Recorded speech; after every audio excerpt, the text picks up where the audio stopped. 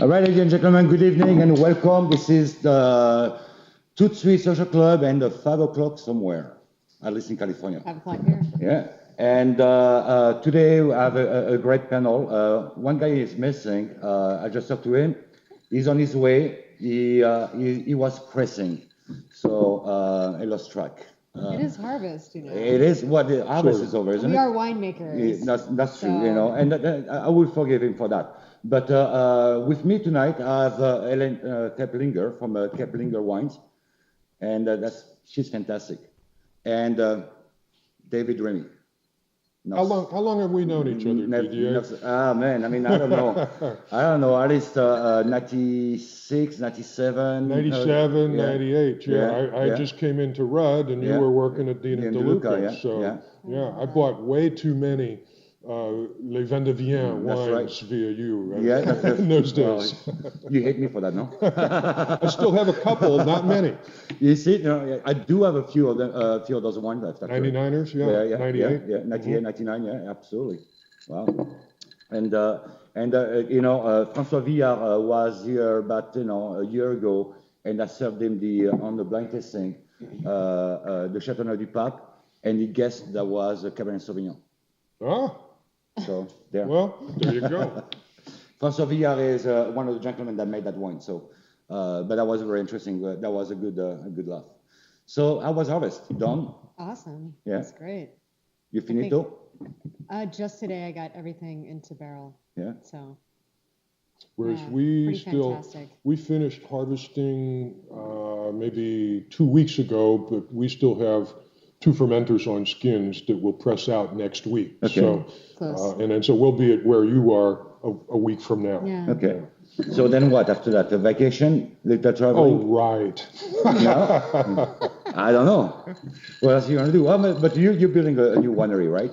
Building a new winery. Cool. Carla and I, my wife Carla and business partner, bought 75 acres in the Russian River Valley. Fantastic. That's great. It's on West Side Road, a mile south of Rocchioli, and across the street from William Sellian. And we're going to put in caves in a winery, we hope, assuming that the county grants our use permit. And so that's what I'm working on now a lot, is the use permit application. All right. That's great. Wait, you have to toast that. That's ridiculous. That's a fantasy. I mean, that's really what we all work toward and dream of. So. Well, you just started it. You're so young, you know. He's like 80-something years old, and you're like 15 years old. Cheers. Thank you, Howard. We started in '96, and then we bought in 12. So what is that? 14 years, 16 years? I can't do the math across centuries, but cool. It is across centuries, literally. That's great. What are we drinking here? This is something that you brought this up. It's Tiger and Syrah, so Austrian Riesling, something that this is super inexpensive, maybe $22. Tiger and Syrah is 5th generation. They have some 12th century beautiful stone winery, and they make obviously Gruner, but I love Austrian Rieslings. I find them really refreshing and just really easy drinking. Most of their wines are single vineyard, but this is a blend of kind of the bottom of the hillsides. This, yeah? Yeah. Just like lime zest, beautiful lime leaves and citrus flowers. You know, I tend to prefer Alsatian and Austrian Rieslings to German, if I may say so, because there's a little more strength to them. They're a little richer. Yeah. And then I particularly like this one because it's dry. And so it's got enough power and richness to balance the acidity without sugar. Yeah. Mm-hmm. Like it's just begging for oysters. That's true. The Austrian Rieslings don't tend to have the sweetness. They also have more acidity, more of a spine.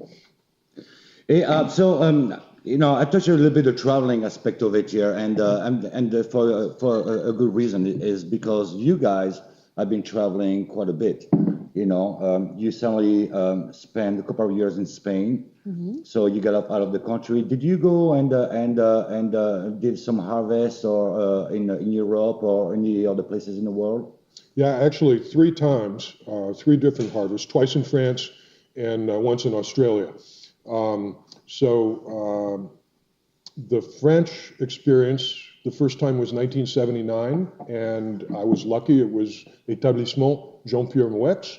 People say, oh, I worked at Chateau Petrus, but really that's not the case.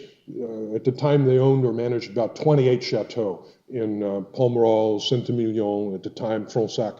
And so it was a tremendous experience, which then later Christian Mouex asked me back in 1989 for a second stage in a little different capacity. And of course, that ended up with my managing Dominus for a couple of years and getting that building built. Oh. And then the other experience, Didier, was in Australia. And I wanted an alternate experience. So I worked at Lindemann's Caradoc winery. We processed, this was the spring of 1980, we processed 37,000 tons of grapes. The biggest product was bag-in-a-box. More than you'll do in your lifetime. Bag-in-a-box Rhine Riesling. There was not a drop of Riesling in it. It was about half what they called Sully or Sultana, which we would call Thompson Seedless. It was about 30% carbon Shiraz. Now remember, this is 1980, so it's before any sort of Rhone Renaissance. There were all these old vine Syrah vineyards around that they didn't know what to do with, so they pressed it off as pink juice and then decolorized it with activated charcoal with carbon. Oh my God. And then you're left with what's known as neutral white base. And then the varietal definition, the lineal lift, was provided by about 15% Gordo, Muscat Gordo Blanco, which we would call Muscat of Alexandria. And you know, it was a pretty creditable imitation of Riesling. That's awesome. What do they do for the fusel? That comes with age. Was it the same experience you had? Yeah. Well, I actually did a harvest in Australia as well, 2002. Uh-huh. And it was at Rosemount. Oh. I don't know how many thousands. It wasn't 37,000 Was Phil Shaw still there then?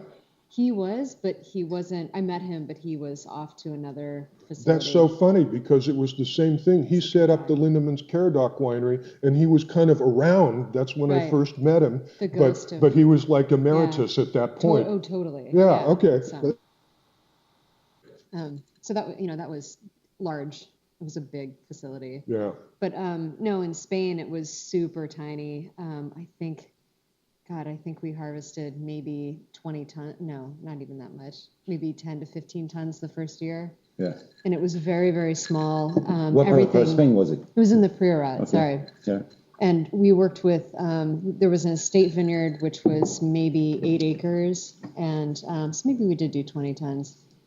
8 acres, and then we worked with a few other acres that a grower had in Tiroja. And it was so laborious. Everything was very manual. And for us, everything got, the bins were hand-picked, hand-loaded onto a truck, hand-unloaded onto a pallet to be weighed, and then, again, dumped onto a table to get sorted. And for us, a full 10-hour day, we could do 2 tanks, which were maybe 2.5 tons total. So you had to be in a great physical shape, time. Oh yeah, it was really intense. It was really awesome. Let me ask you this here a bit. In your opinion, to be a great winemaker, do you have to travel? Do you have to go to Australia to experience, other climate, other techniques maybe? To France, to Italy, to Spain. Does that, does travel make you better? Will you be as good as a winemaker if you haven't, done that? No.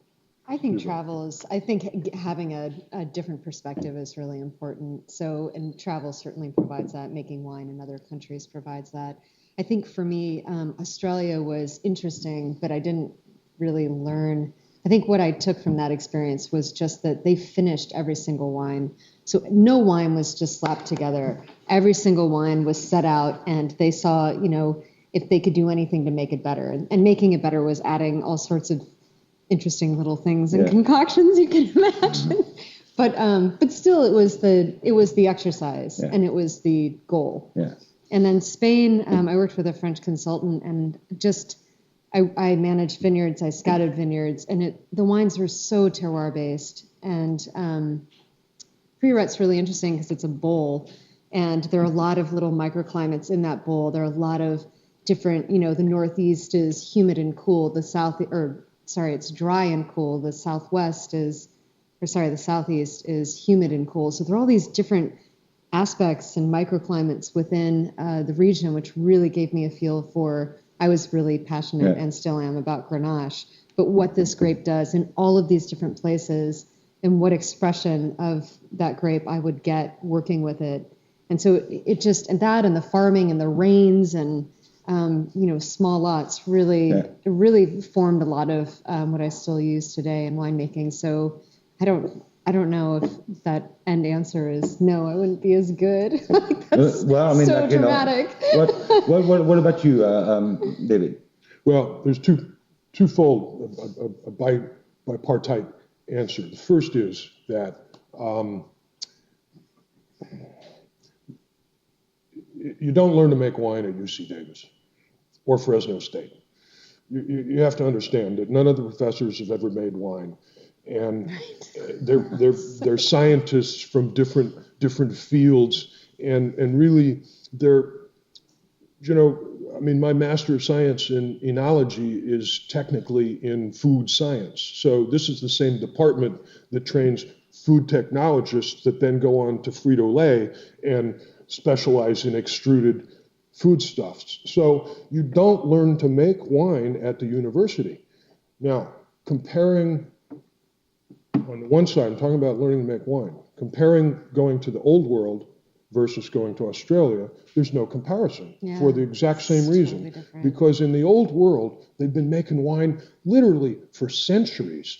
And a lot of my friends and colleagues in Burgundy, for example, they might not know the chemical or biological explanation of why what they do works, but they just know that it works because they learned it from their father, who learned it from his father. So for me, it was just invaluable to go and work in Bordeaux and otherwise spend many Februaries freezing my toes in Burgundian cellars. I eventually bought a pair of thermal insulated boots, and that respect for the natural process in making wine, in letting the wine make itself, is something that you do not get at university at all. So that's one side.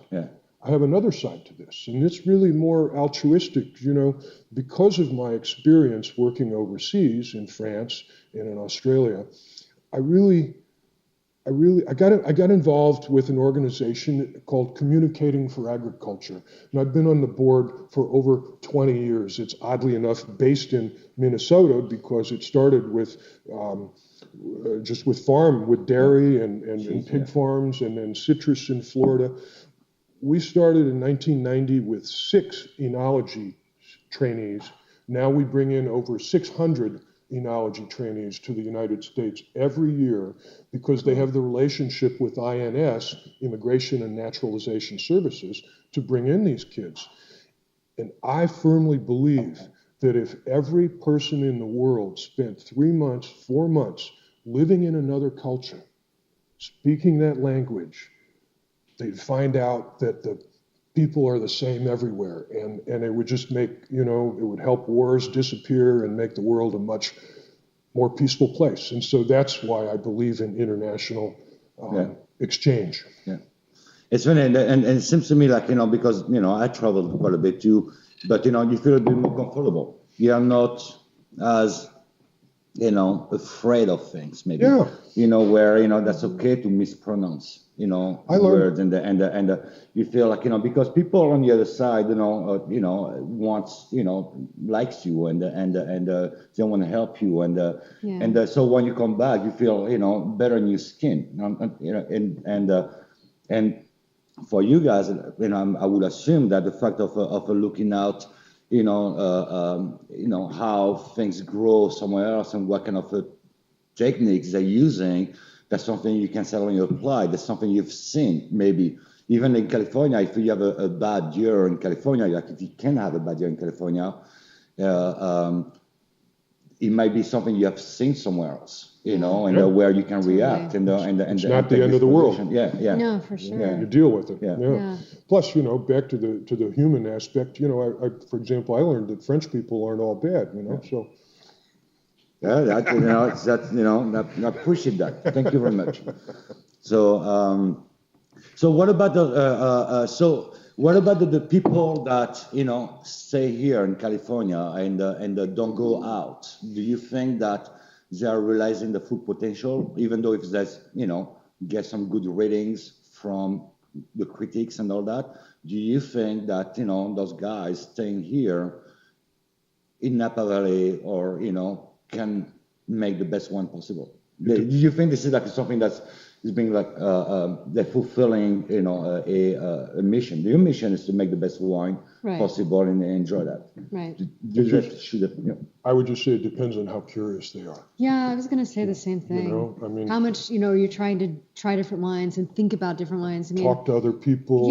Drink the wines of the world. I constantly in tasting things think about that wine's balance and what do I like about that wine? Is that a great wine? If it's a great wine, why? Why is it great? And then how can I learn something from that? So I have some friends I have a friend in particular I'm thinking of who didn't do a harvest abroad, but he's very bright, reads a lot, has a great palate, and is constantly doing, tasting and is thinking about how wines are made, how great wines are made. But is that really? Because we still continue that. I have a group of friends, a small group, and we have dinners probably 5 times a year that are huge dinners, and we just do 4 to 5 flights, and they're all blind, and there's lots of discussion that goes into it, and it's really all of us are interested in making great wines, and so we look at we do retrospectives on California, by decade, or we look at France or Italy or Spain. Yeah.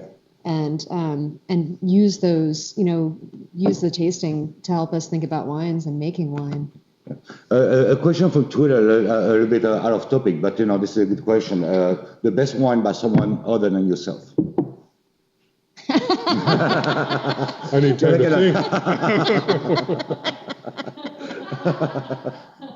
That's an easy one. Otherwise, it's a really hard question.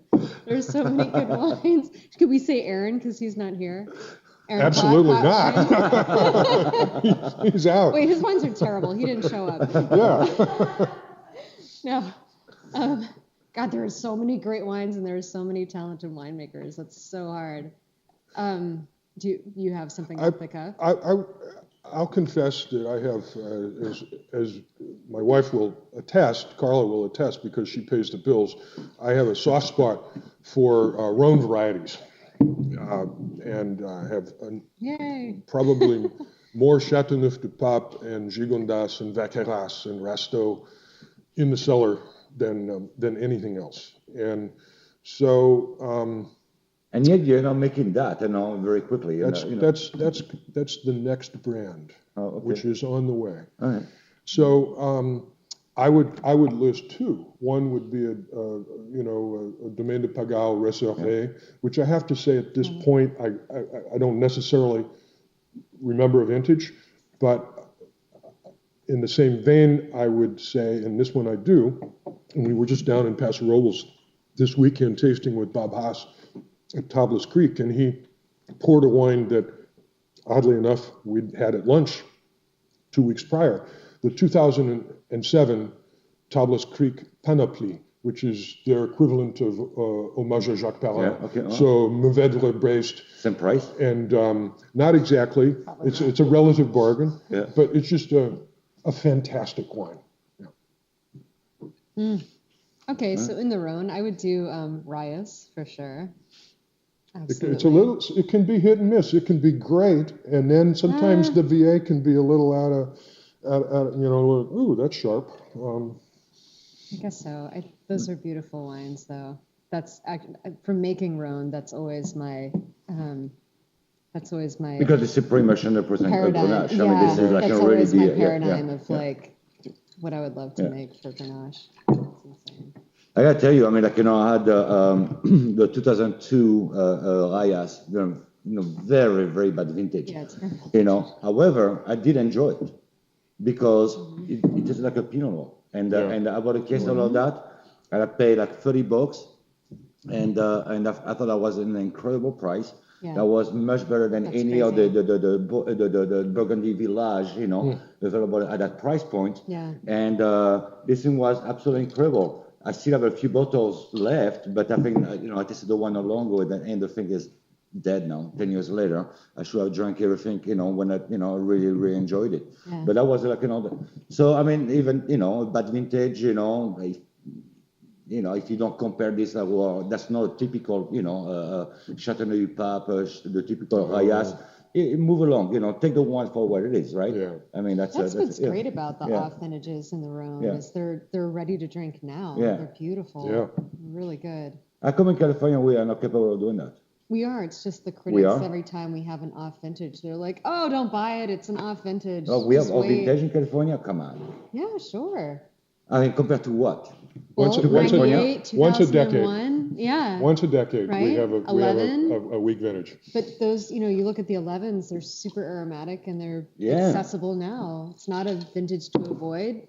It's a vintage to buy and drink. Yeah. 11 was great vintage for Pinot Noir and Chardonnay. Totally. Tremendous acidity and freshness and Yeah. vibrancy. Yeah. Yeah. So traveling, so no more traveling for you. You're thinking like, because now you own your own brand, you and then you do have some It is clients. true. Now you just work all the time.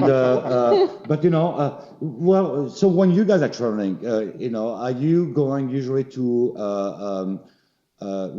growing regions, so you can have a tax, deduct that from your travel expenses and put into work, or do you go to places, besides, would you go to Himalaya or some to Africa or Yeah. something You have to alternate. It is very hard.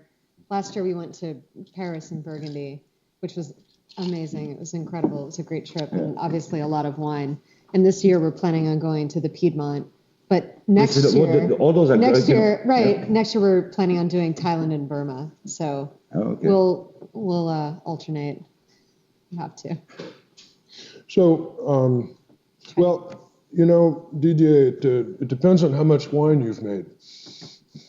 So Or how many times you've been to those regions, maybe. if you haven't made very much wine, you don't have very much to sell, and you haven't invested very much. Yeah.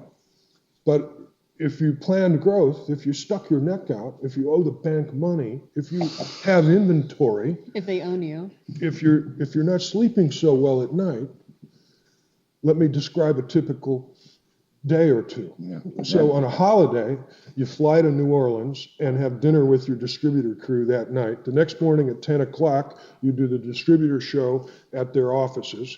Then you go do a trade lunch at Cochon or at Herbsant. And then you take because your luggage is in the car, and you go to the airport and you fly to Houston for a dinner at Mazraf's with your luggage. Is it worth Don't it? even go to the hotel. You go straight to the restaurant from the airport. Is it worth it? I mean, it seems like you're almost going to have a heart attack. I mean, you like it? And then the next day, same thing. 10 o'clock distributor, noon trade lunch, fly to Austin, dinner with your distributor. So what do you do? Well, once again, now I may not be the smartest guy, so I didn't always strategize our growth. Sometimes growers would come to me and say, "Hey, I got these great grapes." And I'd say, I'll take them. And he's saying that looking at, right in the eyes of his wife. She pays the bills. So, basically I make it and I sell it and she does everything else. That's the way it works, But finally there's some growth is a step function. Yeah. You don't always, when Lee Martinelli Jr. comes to you and says, "Hey, my contract is up at Charles Ranch. Do you want the Charles Ranch Chardonnay? It's about 65 tons." I don't say, "Well, I'll take 15 tons." I say, "No, I'll take it all."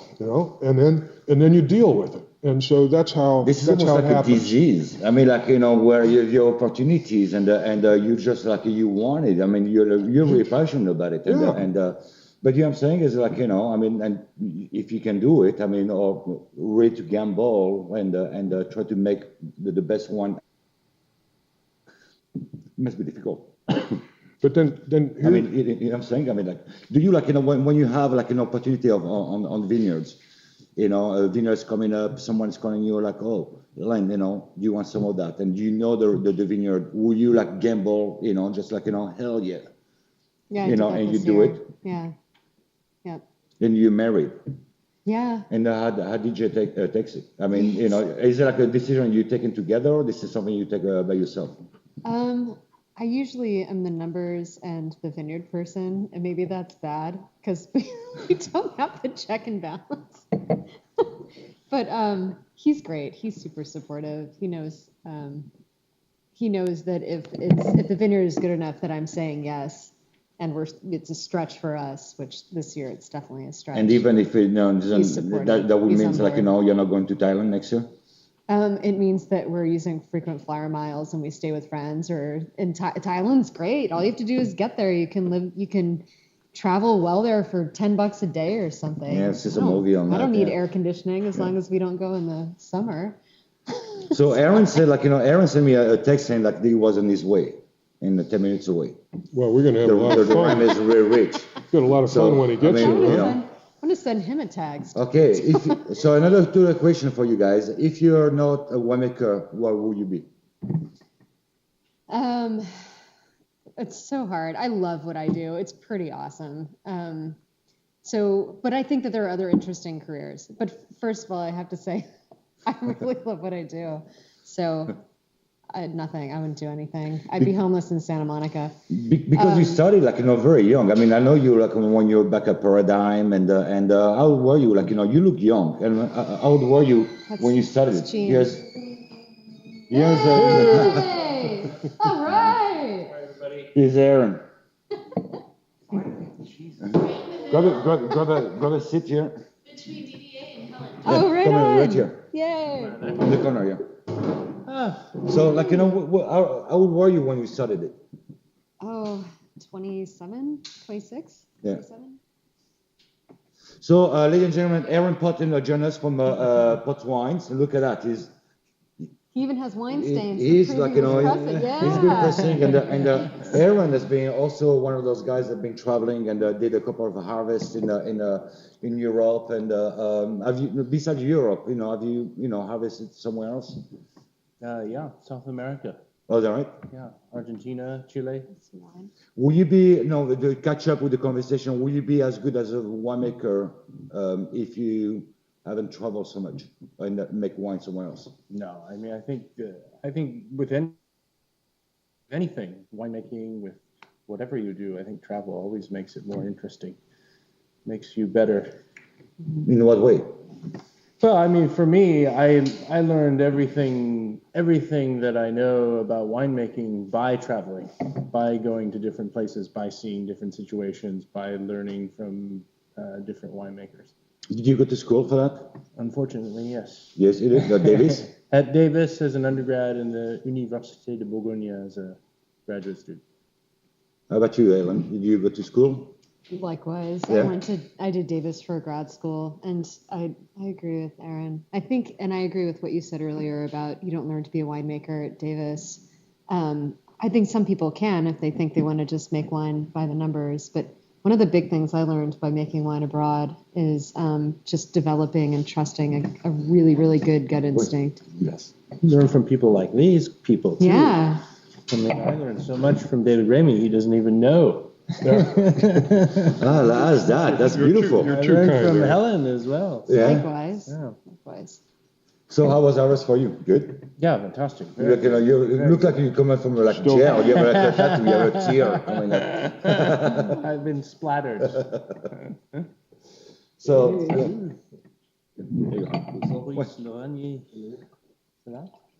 so we're drinking one of her favorite wine when she's drinking her own wine or It's just inexpensive. inexpensive, like a Want to go like, It's every... like $20. Should we offer some to your Yeah, to yeah. our audience? They're right here. There you are. All right, finally clicking. If you were not a winemaker, what would you be? Yeah, what will you be? Can you That's answer the last that? question. Bullfighter. You bullfighter? No way. Yeah, I think, don't you think I look good in a Traille de Lucis? Yeah. We What are you do, having- like you with the have some cape red and on. things Yeah, like I that? love that. I mean, This is the pink color, like really attract you? Those guys are all wearing pink and green and... yeah. I'd wear pink if I could be a bullfighter. No, I like the outfit. What will you be?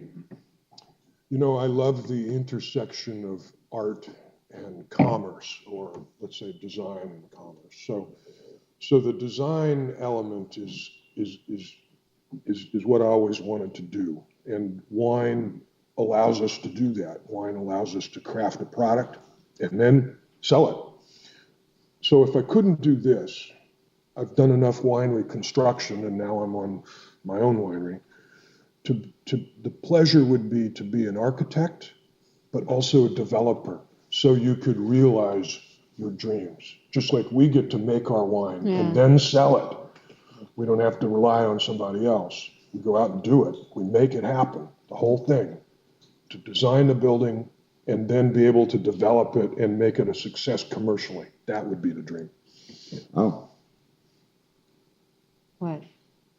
did you answer the I said I'd be question? homeless in Santa Monica. Oh, that's what I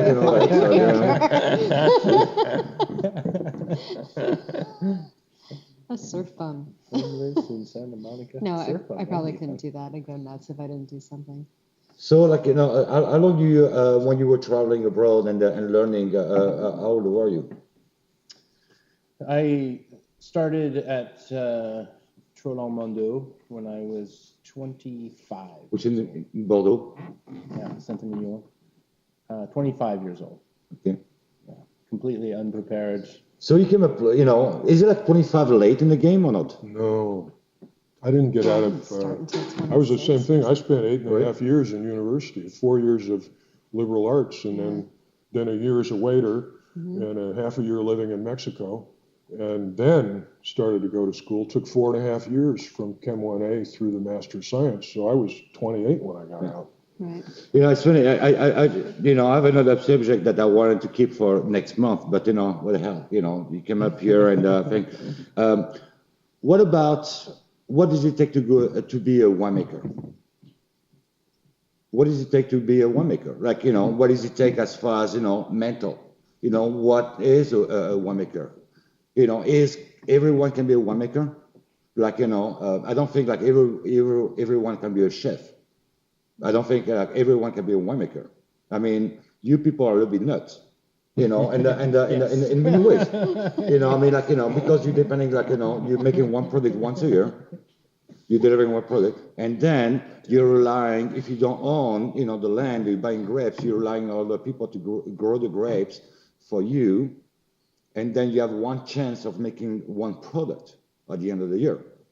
And meanwhile, you still pour money and you have like expenses and things like that. What does it take to be, mentally a winemaker? Is everybody can be a winemaker? Would you recommend, son, you be like me, you'll be a winemaker? I mean, I don't know. Two things. You have to love fine wine. You have to be passionate about fine wine. And I have been for 40 years, fortunately, or any of the success I may have come by wouldn't have happened. But that's not enough, because secondly, you have to know what fine wine is. And so if you don't taste and know and analyze the great wines of the world, you're never going to get there. Yeah, I think that's important. I think a lot of patience. It can be incredibly boring. You find yourself washing things over and over and over again. So you have to have a great deal of patience to get through those days when you're just washing things. But that's true. You have to be also kind of a weird combination of methodical, because you do, the details matter. Yeah, they matter a lot. But the patience, the ability to take a step back and to not react too quickly, to be able to think and put things in perspective. when you make decisions. But are you like wired like everybody else? I mean, I'm everybody else. I don't make wine, but I know that when I think about it, through, other tribulation you go every year, because you make wine for, 15 years, you have one label, that makes it like, you made wine 15 times.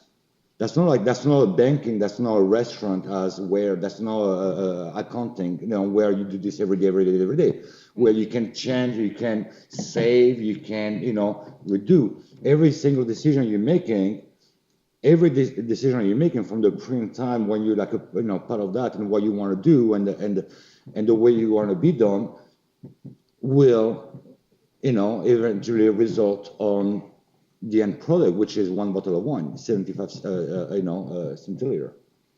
Yeah, it's kind of like sculpting. If you have a bad day and you're shaky and you slip, that's true. I never thought well, you can make it into something else. Yeah, well, make that into a hedgehog now. Yeah, but it's I think you guys are a different breed. I mean, to me, and people ask me, why not, Didier, so many people here, blah, blah, blah, blah, you should be making wine. I don't have the balls for that. I mean, seriously. I mean, it takes, but I mean, you got to do it. I mean, that you have to commit to that because, and most of the time you don't see your wine, make any money financially, a couple of years later, or 6 months later, or a year later. I mean, people see the romance of it. Firstly, yeah, but you know what? So is a romantic can be a winemaker. But they don't see. Are you romantic? The cleaning up and the washing. So are you romantic? Yeah, I'm a romantic. Yeah, are you romantic? Totally. Are you romantic? Sweetie, am I romantic? Okay, there we are. Apparently so. So, and what else you need to have? I mean, the ability to deal with the lack of sleep. What was it? And what else you need to have, So you have, you're romantic, romanticism. You love the fact of sharing bottle of wine, blah blah blah. The violence coming up. Always wanting to make it better, like always. Every year we do only have, it's 1 year. Continuous improvement. Yeah, always looking how you can make it better, how you can improve. It's rare that we have a lot or a couple of lots in our winery that we haven't segregated into some kind of experiment. Because it's not like being a chef. A chef gets to cook, 80 dinners every night. He can play around. We only get, as you said, one shot. Yeah, we get maybe do it again. We get maybe 40 shots in our life, and so it's rare that we just make wine. We're always breaking it up. To me, your job is absolutely amazing. I mean, that and I don't think that you get enough recognition on that. What really pissed me off, honestly, is like when you go see when you go see a winemaker and the first thing you're like, oh no, I don't make the wine. The wine is made in a terroir. Yeah, just. What does it mean? Let me interrupt there because that's a good point, and you do hear that. It's become a trope. It's like a standard. You know what it reminds me of? It reminds me of Kevin Costner in Field of Dreams, where I just show up. I just came to play. But I was at a conference on terroir in Gévry-Chambertin that. Jacques Rigaud put on in 2000. So it was a long time ago now. Henri Jaillet was still alive. He was the eminence grise of the conférence. And at the end of it, he said, well, I'm translating from the French. He said, well, it's half the grapes and half what you do with them. And to me, that's it. If it's good enough for Henri Jaillet, it's good enough for me. So the grapes are everything. No. It's half the grapes, it's half the wine. Yeah, and I definitely agree with that. I mean, of course, you cannot make a good wine out of They're both important halves. Yeah. So anyway, sorry you came up a little bit late here, but we're gonna, the show is to the end here. So you're coming back next month. You guys are coming back next month. Your own shows. And do you have any dates you picked up and you have in mind at this point, or we can announce, or it's going to be a little bit later? I wish that I were that organized, but I do not. Okay. I do have an idea for my my partner, my co-guest, but I'm All right, so it's going to be unable surprising. to announce that too, but soon, very soon. Fantastic. How about you, Helen? Same. I'm not on top of my calendar yet. Just, Okay. How about you, Aaron? Same. Okay. There it is. But December. That's the other quality. You have to be elusive. That is, I know. That's hard for me, when everything has to be planned. Yeah. But next month for sure, right? Yes. Sure. One at a time, and we're gonna have some good time, and we'll let all you know on the calendar what is coming up and what kind of wine we'll be testing. So hopefully people can open the wines or buy the wine from you guys before the testing, and so you have time to ship it, so let me know as soon as possible. It is 20 to 6 somewhere. This is the end of, thank you very much, Aaron. I really appreciate the rush here. I mean, that's very cool. Helen, a pleasure. Likewise. David, my man. But Didier, you said there was a question you were going to ask us that you didn't ask, and that is, what do you drink when you're not drinking good wine? That's very true. So, but Negroni. Negroni. Greatest aperitif in the world. What will you be drinking? What do you drink? Do you drink cocktails? What do you drink when you're not drinking your own wine? Austrian Riesling and grower champagne. Grower champagne. Yeah. Cocktails, Negronis are really good. What else do we still make? I love chartreuse. So. Oh, is that right? Yeah. Like you drink it on the rocks, something like that? On the rocks. Yeah, sipper. After dinner? Yeah, that's right. After dinner? Usually after. Yeah. After, before, during. Yeah. Just like. After. And Aaron, love to drink Latour. All the time, every day. It's Budweiser. They say it's Budweiser. You go. What do you like to drink? I like to drink German Riesling. Yeah. I like to drink German Pinot Noir. I like to drink Burgundy. But no cocktails, nothing like that. I'm not a cocktail. Yeah. I don't like distilled spirits. All that. Yeah. Huh. So, nor beer. It's a question of age. I remember traveling we were actually in Bilbao with Les Rudd, also in 2000, and Les always got a glass of gin right before dinner, and I never did. I went and got a sherry, and he said to me, you never drink spirits, do you?